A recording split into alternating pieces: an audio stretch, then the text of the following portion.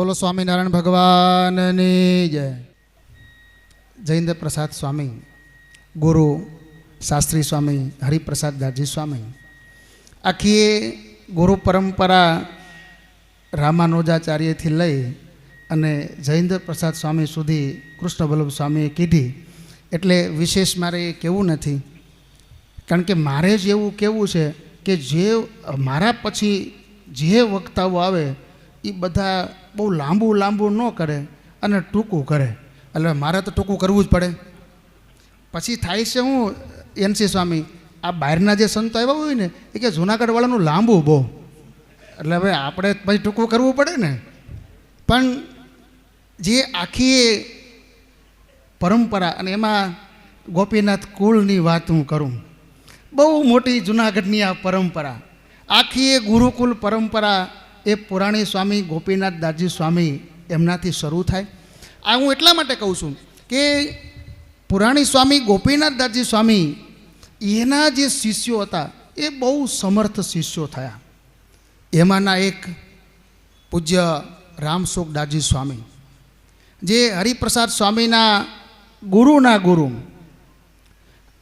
દરરોજના તમને આશ્ચર્ય થશે, આપણે તો એવી કલ્પનાય ન કરી શકીએ ને આપણે કરીએ નહીં, થાય નહીં. કારણ કે આપણે આ મોબાઈલના બીજા બધા વહીવટ બહુ થઈ ગયા ને. કાયમના 1000 દંડવત કરતા અને 1000 માળા, જ્યાં સુધી એ ન થાય ત્યાં સુધી સુવાનું નહીં. અને આ કરતાં ગામડાઓમાં વિચરણ કરવાનો, 6 મહિનાઓ ગામડામાં વિચરણ કરવાનું. અને છતાંય આ જે નિયમ છે એ જીવનના છેલ્લા શ્વાસ સુધી એમણે આ નિયમ પાળ્યો હતો. અને રાત્રે સૂતા હોય ને તો આ આંગળી છે ને એ આમ થતી હોય, સૂતા હોય તોય. આવા એક મહાન સમર્થ સંત મારા ગુરુ પૂજ્ય અક્ષર નિવાસી ભગવતચરણ સ્વામી એમને વાત કરતા કે રામસુખ દાસજી સ્વામી જ્યારે ધામમાં જવાના હતા અને ત્યારે અગાઉથી એણે કીધું કે આવતીકાલે આ રાજભોગ આરતી થાય ને 11 વાગે, એ રાજભોગ આરતી પૂરી થાય એટલે સ્વામિનારાયણ ભગવાન મને લેવા આવવાના છે. અને અમને બધાને બહુ આશ્ચર્ય, ભગવાન કેવી રીતે આવતા હશે. અમે તો બધા એ સ્વામીના જે આસને હતા ને બધા સંતો પહોંચી ગયા. સ્વામીએ સ્નાન કર્યું અને નવા કોરા કપડાં એ પહેર્યા અને પોતે જ એ પદ્માસન વાળીને બેસી ગયા.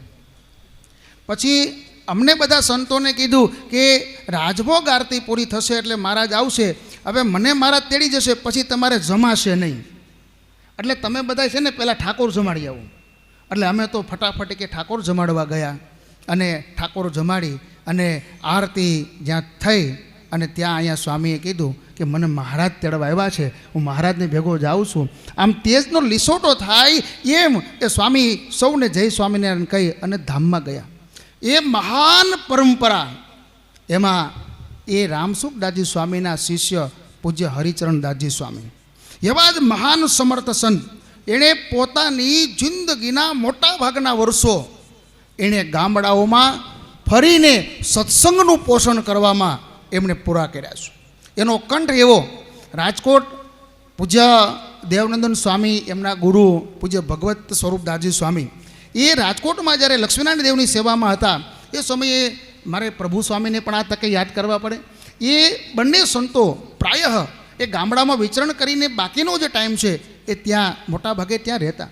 અને ત્યાં દેવ ઉત્સવ મંડળે સ્વામીના કંઠમાં સુંદર મજાની એક સીડી એ વખતે એમને તૈયાર, મોટી કેસેટ ત્યારે તો આવતી, સ્વામીના રાગમાં સરસ મજાની નિષ્કુળાનંદ સ્વામી એમણે રચિત નિષ્કુળાનંદ કાવ્ય, એના બહુ અલગ અલગ પ્રકારના રાગો હોય. એ બધા રાગો તો અમને ન આવડે, એ બધા રાગો સ્વામીના, અને એનો કંઠ એટલો મધુર. આજે પણ આપણને એકવારની 2 વારની અનેક વાર તમે સાંભળો છતાંય તમને આનંદ જ આવે એવા એ સ્વામીનો કંઠ હતો. એવા સરસ કીર્તનો ગાતા, બહુ ગામડામાં વિચરણ કર્યું. અને એને જે સેવાનો જે એમનો વારસો છે એ હરિપ્રસાદ સ્વામીમાં આવ્યો.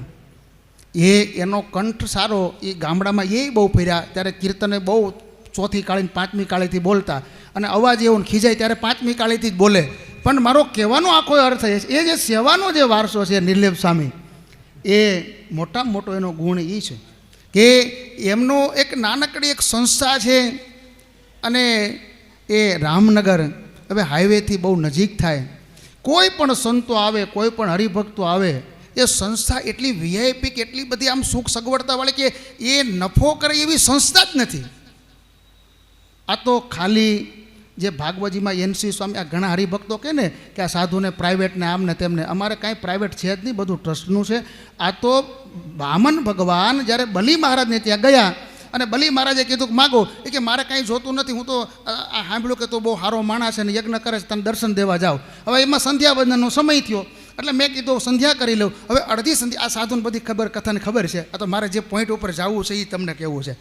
અડધી સંધ્યા વંદન હજી પૂરું થયું તાકે ઊભો થા. મેં કીધું ભાઈ મારે હવે ખાલી સંધ્યા વંદન કરવું છે, અહીં બેહવું નથી, મારે જગ્યા જોઈતી નથી, આના દસ્તાવેજ મારે કરવા નથી. તો કે નહીં ઊભો થા.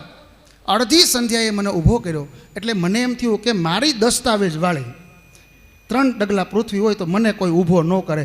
આ હરિભક્તોને મારે એ કેવો સંસ્થો જે નાની મોટી સંસ્થા કરે છે ને એટલા માટે કે અડધી સંધ્યાએ કોઈ ઊભા ન કરે. હા, મૂળ વાત એ છે, બીજું કાંઈ નથી. એટલે એક નાનકડી સંસ્થા, પણ કોઈ પણ સંતો આવે, કોઈ પણ હરિભક્તો આવે ત્યારે પ્રેમથી એ હાજર હોય ન હોય. હિતેશભાઈ અહીંયા બેઠા છે, અહીંયા એમની બાજુમાં બાપુ બેઠા છે, એ બહુ મોટો કારોબાર એમનો મુંબઈથી જામનગરની વચ્ચે, પણ રોકાઈ ન્યા અહીંયા. તો મારે કહેવાનો અર્થ એ પછી સંતોને જે રૂમાલ બાંધવાનું હોય ને, આ હરિપ્રસાદ સ્વામી એટલા માટે હું કહું છું, તમારી શ્રદ્ધાંજલિ સભામાં બધાય બોલશે પણ તે તમે નહીં હોય. કારણ કે રડા બેફામ સૌ મારા મોતને માટે એ જ કારણથી, આપણી પાછળ રડવાનું કારણ એ જ, રડા બેફામ સૌ મારા મોતને માટે એ જ કારણથી કે હતો મારો જ એ પ્રસંગ અને ત્યાં મારી હાજરી નહોતી. આ મૃત્યુનો એક પ્રસંગ એવો છે કે આપણા માટે બધા ભેગા થયા હોય અને ત્યાં આપણે જ ન હોય. પણ પાઘડી બાંધવાની સેવા, એ થાક્યા હોય, બહારથી આવ્યા હોય, અથવા તો કોઈ ઉત્સવમાં ગયા હોય અને સંતોને ખબર પડે એટલે વગર પૂછે કે એની પાઘડી હોય ને એને રૂમાલ કે એ ધોઈ નાખે અને હરિપ્રસાદ સ્વામીની પાસે જાય એટલે કોઈ દી એને ના નથી પાડી, પછી બાંધી દે, આવું એણે કોઈ દી નથી કીધું. નહીંતર એ કામ છે ને બહુ અઘરું છે. એ આમ જે પાઘડીમાં આમ જે આંગળીથી એને બધું હરખી કરવી પડે ને, આ બધા છોલાઈ જાય. પણ એણે ક્યારેય વડતાલ ઉત્સવમાં ગયા હોય, 2 કલાક હાજરી આપવાની હોય, એ 2 કલાક હાજરીમાં 2 કલાક પછી રૂમાલ બાંધવાની એક્સ્ટ્રા એને રાખવી પડે, એટલે 4 કલાકનો સમય લઈને જવું પડે. તો આ એમનો સેવાનો વારસો, અને એ સેવાના વારસા પછી એમના આ શિષ્ય જયેન્દ્ર સ્વામી, એમણે સ્વામીમાં જે સેવાના ગુણ છે એવા જ એનામાં દેવ સેવાના ગુણ. આ બહુ નિર્માની સાધુ છે. અહીંયા બેઠો એની હાજરીમાં વખાણ કરવા એ બરોબર નથી, પણ એકદમ નિર્માની સાધુ. મારી ડિક્શનરીમાં એનસી સ્વામી થોડાક નામ એવા છે કે મેં એને કોઈ દી ગરમ થતા જોયા નથી, અને એમાંનું એક આ જયેન્દ્ર છે. અમે બધા એનસી સ્વામી, અમે બધા બોલી આમ મીઠું મીઠું એટલે તમને ગમે, પણ ક્યારેક અમારા સ્વભાવથી વિપરીત થાય તો અમે ગરમય થઈ જાય. અમને નથી ગમતું, પણ ક્યારેક એવું થતું હોય. પણ અમુક જે મારી ડિક્શનરીમાં નામો છે એમાંનું એક નામ છે એવો ડાયો સાધી. અને રાધારમણ દેવ અને સિદ્ધેશ્વર મહાદેવ, એમની પૂજા જ્યારે હરિપ્રસાદ સ્વામીને સોંપી ત્યારથી એ પૂજામાં છે. અહીંયા દબાણ સંત યોગાશ્રમની વાત થઈ ગઈ છે એટલે બહુ વિશેષ વાત નથી કરતો, અમે બધા ત્યાં જ ભણ્યા છીએ. પણ અત્યારે જે સંચાલન કરી રહ્યા છે એ શાસ્ત્રી સ્વામી શાંતિપ્રિય દાસજી સ્વામી, એમને આ જયેન્દ્ર સ્વામીનું કાંડું હરિપ્રસાદ સ્વામીએ સોંપ્યું કે આને તમારે ઘડવાનો છે, આમાં પેલ તમારે પાડવાના છે, આમાં ઘાટ તમારે કરવાનો છે. આ દીકરો તમને દીધો. અને પછી હરિપ્રસાદ સ્વામીએ કોઈ ફરિયાદ એણે શાંતિપ્રિય સ્વામીને કરી નથી કે જયેન્દ્ર સ્વામીએ કરી નથી, મને ગમતું નથી, મારે રહેવું નથી, મારા હારે ભણનારા બધાય વયા ગયા, એવું નહીં.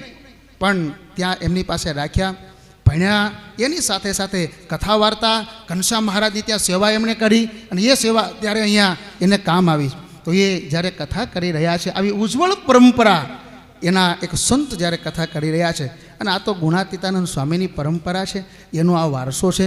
એ ગુણાતીતાનંદ સ્વામી જે જગ્યાએ આ જે છત્રીના દર્શન થાય છે, સ્વામી 40 વર્ષ 4 માસ 4 દિવસ રેકર્ડ બ્રેક મહંતાએ, અને એ કર્યા પછી એને જો સત્સંગનો અખાડો, સ્વામી એમ કે અમે ક્યારેય પોથીને બાંધી નથી, કારણ કે બાંધવામાં અને ખોલવામાં સમય લાગે, એટલો સમય પણ વ્યર્થ કાલો ન નેતવ્યો ભક્તિમ ભગવતો વિના. સ્વામિનારાયણ ભગવાને જે શિક્ષાપત્રીમાં કીધું ને, એ દિવ્ય પરંપરા એમના પ્રવાહિત કરનાર આ સંતો છે. ત્યારે આજે પૂજ્ય હરિપ્રસાદ સ્વામી, એમને તો આનંદ થાય, જૂનાગઢ પ્રદેશના તમામ સંતો એને ગૌરવ થાય કે ગુણાતીત પરંપરાનો એક નાનકડો સાધુ એ શાસ્ત્રી આજ બની રહ્યો છે. અને એટલા માટે એમની સાથે જોડાયેલા ગઢપુરથી સંતો આવ્યા છે, એ કોઈ વડતાલથી સંતો આવ્યા છે. ઘણી બધી નામાવલી છે, એ નામાવલી હું પછી લઈશ. પણ એ પહેલાં સંતોના આશીર્વાદ પણ આપણે લેવા છે. આજ તો આશીર્વાદ લેવાનો આ નાનકડા સાધુને અવસર છે. મેક્સિમમ એ આશીર્વાદ સંતોના આપણે એમને અપાવી શકીએ એના માટે કોઈ પ્રકારના નામોલ્લેખ આપણે કર્યા વગર સીધું જ આપણે એ સંતને આશીર્વાદ આપીએ. પણ એ પહેલાં શાસ્ત્રીની પદવી આપણે એનાયત કરવી છે. અને કેપી સ્વામીના ગુરુ રાજુલાવાળા હરિકૃષ્ણદાસજી સ્વામી એ રહ્યા ત્યાં સુધી એમણે એ ડિગ્રી એનાયત કરી. અને ત્યાર પછી એ જે વારસો છે એ શાસ્ત્રી સ્વામી માધવદાસજી સ્વામી ઉનાવાળા સંત. કારણ કે શાસ્ત્રીની પદવી આપવાની છે એટલે એમાં પછી વિદ્વાન માણસ કોક જોઈએ. એટલે એ શાસ્ત્રીજી એની તબિયત એ સારી હોય ન હોય, મુસાફરી એમને ઓછી ફાવે ઉંમરના હિસાબે, છતાંય એક ગુણાતીત પરંપરાનો એક સંત જ્યારે કથા કરી રહ્યો છે અને હરિપ્રસાદ સ્વામીએ જ્યારે સ્વામીને ફોન કરીને કહ્યું ત્યારે સ્વામી કે ના હું આવીશ અને સ્વામી પધાર્યા છે. તો સ્વામીને જ પ્રાર્થના કરું કે પહેલાં એ જે શાસ્ત્રીની પદવી જે એનાયત કરવાની છે એ વિધિ આપણે સંપન્ન કરીએ અને ત્યાર પછી જે પધારેલા સંતો છે એના નામોલ્લેખ પણ આપણે કરીશું અને વધારેમાં વધારે સંતોના આશીર્વાદ આપણે લઈ શકીએ એવો પ્રયત્ન પણ આપણે કરીશું. પૂજ્ય શાસ્ત્રી સ્વામી માધવદાસજી સ્વામી ઉના. બોલો સ્વામિનારાયણ ભગવાનની જય.